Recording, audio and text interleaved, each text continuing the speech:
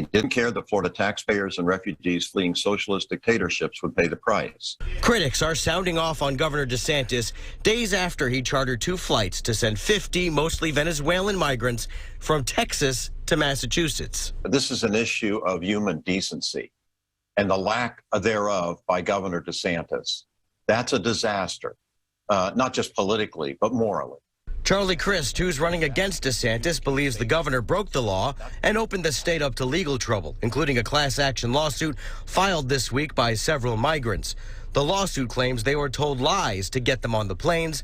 Governor DeSantis denies it, and Senator Marco Rubio slammed the lawsuit. They didn't enter the country the proper way, and they're immediately in court demanding rights and claims under our laws. This is outrageous. DeSantis, meanwhile, says he's simply preventing a lot of those migrants from coming to Florida by stopping them in Texas. What we're doing is not the ultimate solution. I think it's opening people's eyes to the solution. And he says to the situation at the border.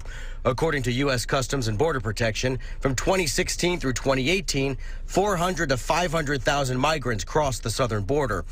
That number rose to almost 1 million in 2019, but dropped by about 50% in 2020 when entry was limited due to COVID-19. The first big spike came last year. 1.7 million migrants entered the U.S., and this year, a record number of crossings, more than 2.1 million so far. I think it's a confluence of several factors. Steve Maggi, an immigration expert in Pinellas, says political and economic chaos in several Central and South American countries are driving migration.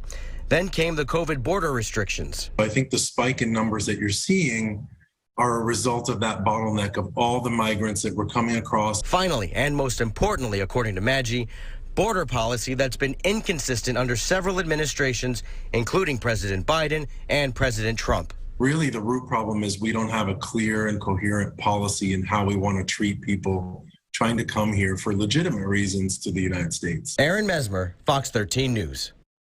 And one more note now about those who were relocated. The governor says that the migrants all signed a waiver that was written in English and in Spanish agreeing to be relocated.